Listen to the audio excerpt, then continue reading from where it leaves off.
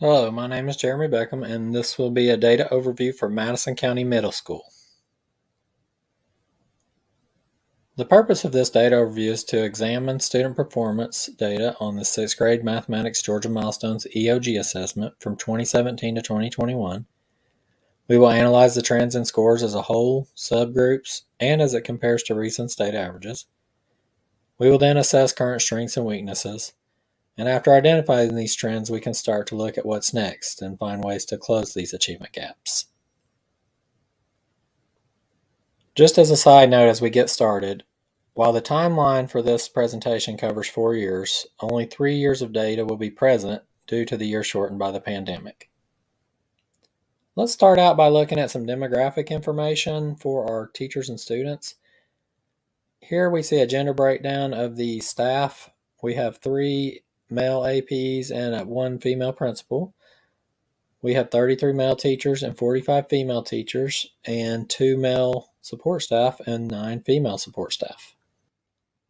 Next, in looking at staff experience, we can see that well over half of our teachers have over 10 years of experience, and 18 of those have over 20 years experience.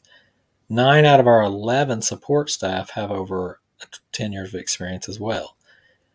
All of our administrators have over 20 years of experience, with one of them being above 30. As you can see, we do have a very experienced staff. While not seen here, we also have a very educated staff, as over half of our teachers and staff have a master's degree or higher in education.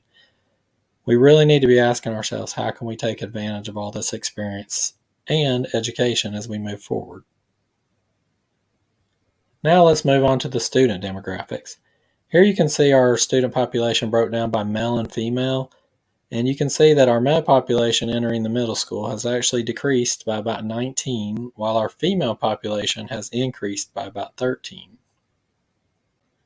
Now let's look at the diversity of the student population for the 6th grade.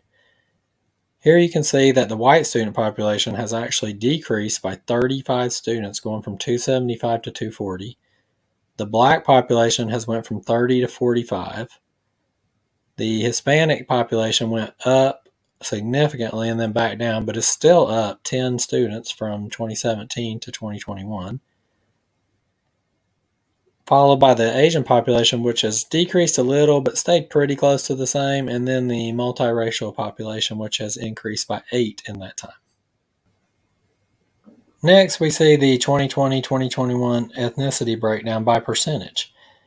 As you can see in this slide, it shows that whites make up about 68%, blacks make 13%, Hispanics make up 11%, Asian 2%, and multiracial 6%.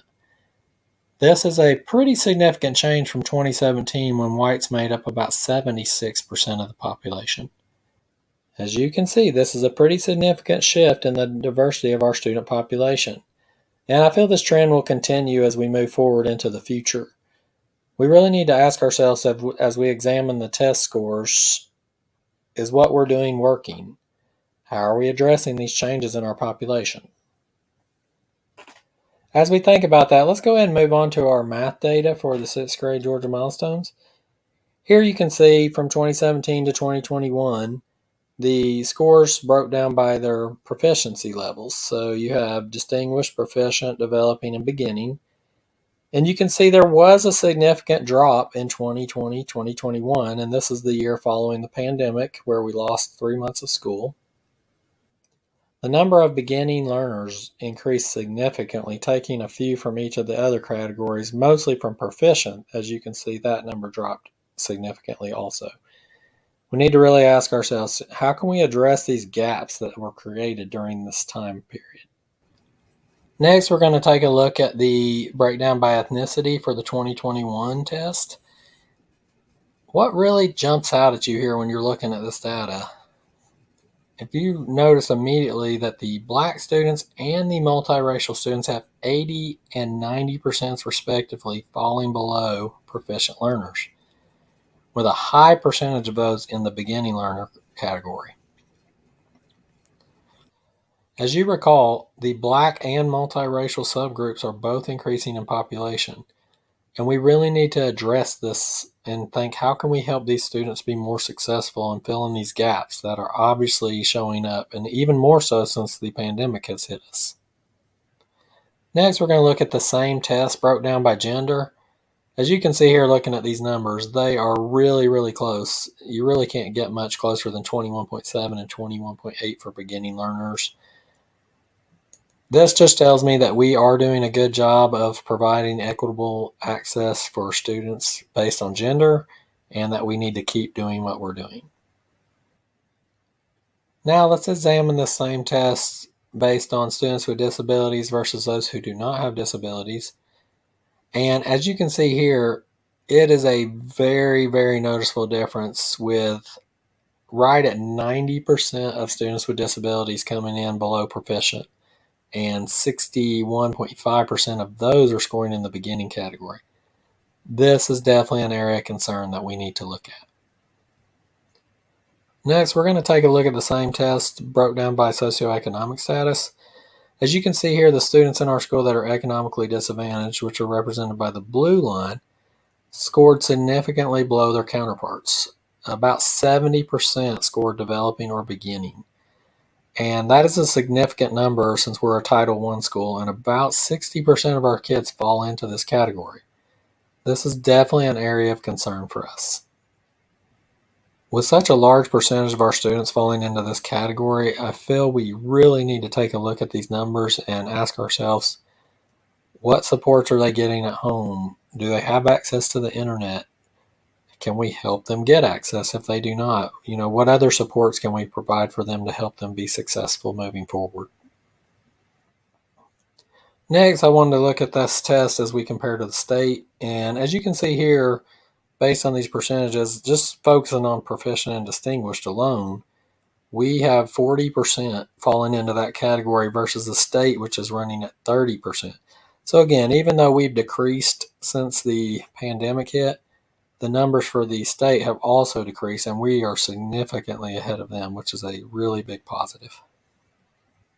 Here's taking those 3s and 4s from the last chart and also comparing them to the RESA. As you can see, we are 10 points above state, as we mentioned, but we're also 5 points above our RESA, which is impressive considering there are several schools in our RESA that are not Title I, and we still are able to compete with them and do a great job, in my opinion.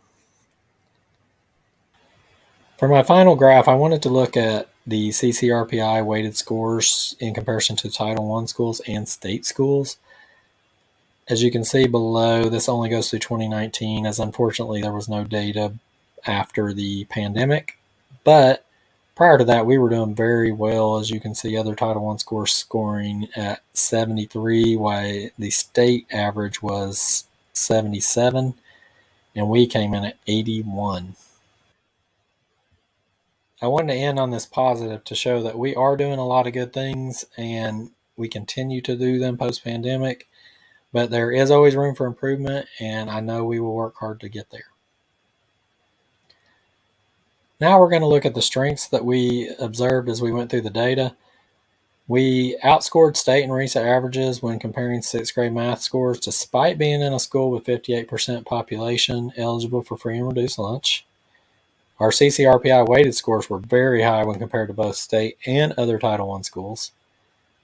There were very small differences between gender performance on EOG, and our staff is very experienced and very well educated.